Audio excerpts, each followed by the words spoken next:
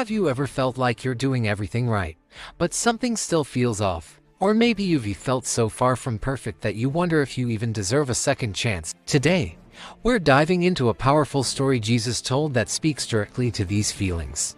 It's the story of the Pharisee and the tax collector, found in the book of Luke, and it completely flips our ideas about what it means to be good enough for God. Picture this: two men walk into the temple to pray.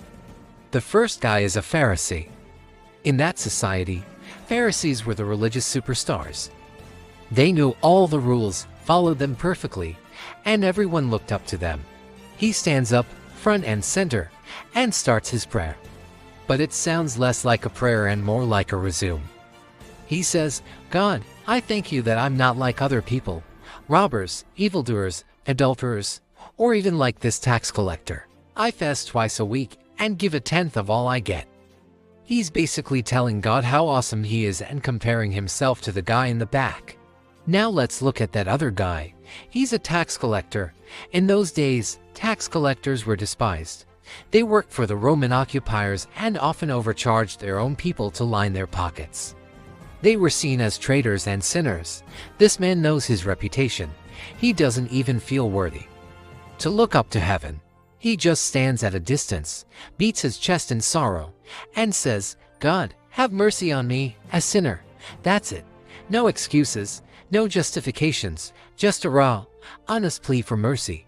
So, who do you think went home right with God that day?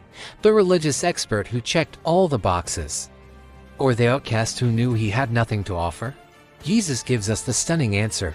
He says, "I tell you that this man, the tax collector, rather than the other, went home justified before God." Why? Because, as Jesus explains, "For all those who exalt themselves will be humbled, and those who humble themselves will be exalted."